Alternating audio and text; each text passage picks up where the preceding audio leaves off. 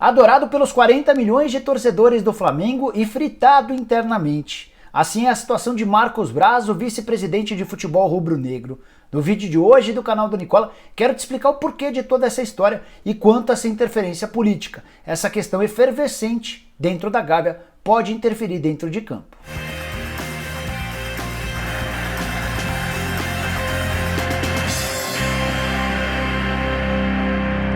Fala aí pessoal, sou o Jorge Nicola, bem-vindo a mais um vídeo do meu canal e hoje, em vez de pedir para você dar like, se inscrever ou acionar o sininho, quero que use o espaço para comentários para deixar sugestões de vídeos que você gostaria de ver aqui no canal do Nicola. Algum tema ligado ao seu clube, alguma curiosidade, escreve aí, beleza? Combinado? Bom, quero começar o vídeo falando sobre quem é Marcos Braz, o vice-presidente de futebol do Flamengo, de apenas 48 anos de idade, que se tornou o cara mais popular quando a gente fala em dirigente de futebol no Brasil. Ele é advogado e vem de uma família muito rica. Seus pais, também advogados, constituíram um dos principais escritórios de advocacia do país. O Marcos Braz, que é filho único, tem um casal de filhos e todo mundo na família dele é rubro-negra. E é importante contar para você que antes dessa passagem atual absolutamente vencedora, ele já havia estado 2 vezes à frente do futebol e nas 2 vezes com títulos. A primeira delas em 2006, quando foi campeão da Copa do Brasil como diretor de futebol. Anos depois, em 2009, ele volta para ser o vice-presidente de futebol na conquista do título do Campeonato Brasileiro. E seu retorno mais recente se deu em dezembro de 2018, quando ele foi convidado pelo Rodolfo Landim para cuidar do departamento de futebol. O sucesso do Flamengo na temporada passada fez com que ele se tornasse um cara extremamente popular, a ponto de dar autógrafos e tirar fotos por onde vai no Rio de Janeiro. Sua conta do Twitter, inclusive, não para de crescer e ele deve bater nos próximos dias 300 mil seguidores. Mas, proporcionalmente a todo esse barulho que ele consegue nas redes sociais e junto ao torcedor comum do Flamengo no Brasil e no exterior, cresce também na Gávea a ciumeira contra o Marcos Braz. E essa ciumeira é de gente importante dentro do clube, de pessoas muito próximas e influentes do presidente Rodolfo Landim, e é sobre isso que eu quero contar a partir de agora. Primeiro, preciso te explicar como é que se deu o processo de eleição e de vitória do Rodolfo Landim em dezembro de 2018. Ele, para tentar vencer o Eduardo Bandeira de Melo e seu candidato, o Ricardo Lomba, decidiu fazer aliança com vários grupos políticos no Flamengo. Pelo menos 8 grupos aderiram à campanha do Rodolfo Landim e essa oposição fortalecida acabou vencendo as eleições. A partir daí, o Rodolfo Landim começou a distribuir cargos e escolheu o Marcos Braz, até pela experiência à frente do futebol em outras passagens, para ser seu vice-presidente. O cara de um cargo extremamente importante, mas alguém que não fazia parte originalmente do grupo do Landim. Os caras que são muito próximos ao Landim e que fazem parte desde o começo desse grupo dele são o BAP, que é o vice-presidente de Relações Externas, e também o Gustavo Oliveira. E desde que o Landim assumiu a presidência do Flamengo, o BAP e o Gustavo Oliveira são sempre vozes extremamente importantes quando o presidente tem algum tipo de dúvida. O Marcos Braz, para completar, decidiu blindar de forma muito forte o departamento de futebol. Ou seja, ele não aceita que bicões, como por exemplo o BAP, apareçam de sopetão para participar de preleções, para estarem em fotos com jogadores, e esse é o tipo de coisa que jogador de futebol detesta. Figuras não ligadas ao departamento de futebol que aparecem lá para tirar foto, para fazer live e esse tipo de coisa. Hoje, por opção do Marcos Braz, o Ninho do Urubu, onde ficam concentrados os jogadores, onde eles fazem o treino no dia a dia, está super distante da Gávea. E quando eu falo em distante, não é só pela questão geográfica, pelos quilômetros que separam um espaço do outro, e sim porque o pessoal da Gávea, o pessoal que cuida da parte política, tem pouco acesso, não tem muita entrada no Ninho do Urubu. E isso tem causado muita irritação em gente importante, ligada ao presidente Landim, entre elas o BAP. Apesar de ter um cargo de pouca relevância, vice-presidente de Relações Externas, o BAP quer dar pitaco em praticamente tudo o que acontece dentro do Flamengo. E obviamente que dentre esses pitacos que ele gosta de dar, tem coisas ligadas ao departamento de futebol. O Marcos Braz detesta qualquer palpite vindo de fora, e é por conta disso que existiram várias rusgas na temporada passada. O episódio mais quente, que mostrou o quanto há um conflito entre o vice-presidente de Relações Externas e o vice-presidente de futebol, foi dado no começo desse ano.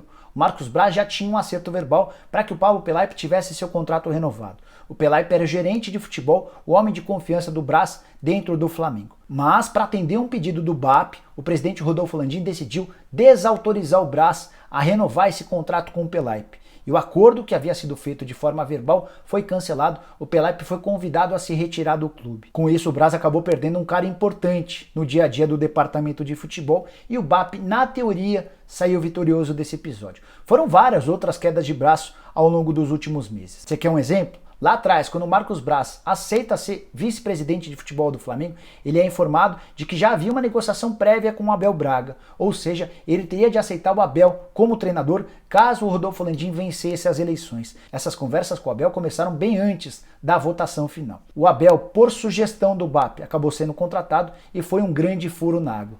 Foi aí que o Marcos Braz apareceu com a sua primeira indicação relacionada a técnico. Ele foi buscar o Jorge Jesus, que deu super certo, e por conta dessa queda de braço, o Marcos Braz acabou saindo bastante fortalecido. Outro embate entre os dois. O BAP era extremamente favorável à contratação do Pablo, atacante que pertencia ao Atlético Paranaense e não ficaria no Furacão. O Flamengo chegou a fazer proposta, mas não houve acordo porque o Atlético pediu muito dinheiro. O Pablo foi para o São Paulo e até hoje não conseguiu vingar. O nome do Braz, desde o começo, era o Gabigol. E ele teve que brigar com muita gente dentro do próprio Flamengo para convencer de que o Gabigol seria uma ótima alternativa, mesmo por empréstimo de uma temporada. O Gabigol acabou se tornando o artilheiro do Campeonato Brasileiro, o artilheiro da Libertadores da América e talvez o principal jogador do Flamengo ao longo de todo o ano de 2019. E se você ainda não se convenceu de que o BAP é super influente, escuta só essa história. Gabriel Skinner, que é seu primo, foi contratado como supervisor de futebol do Flamengo. E há quem cogite até a possibilidade de ele, num futuro próximo, assumir justamente o cargo de gerente. Justamente o cargo que ficou vago a partir da saída do Pelaipe no começo dessa temporada. Nessa segunda-feira foi a vez do Valim Vasconcelos, vice-presidente financeiro, decidir deixar o clube. Cheguei a contar no começo do mês de janeiro que tinha uma pessoa dentro do clube muito insatisfeita com algumas das decisões recentes, com contratações feitas sem seu aval. Teve até quem desconfiasse da notícia, dissesse que não havia desavença nenhuma dentro do clube. Agora que o tempo já passou, já posso contar que o cara que estava inconformado, insatisfeito, por exemplo, com a contratação do Michael, era o Valim Vasconcelos. Ele não havia sido consultado, nem por essa contratação e nem por vários outros reforços que chegaram a peso de ouro no Flamengo. O Valim também se incomodou demais com a forma como o Flamengo negociou com as famílias das vítimas do incêndio no Ninho do Urubu. E para completar, não gostou da divulgação por parte do Flamengo de uma nota por escrito contra a Globo. Cheguei a contar bastidores dessa guerra declarada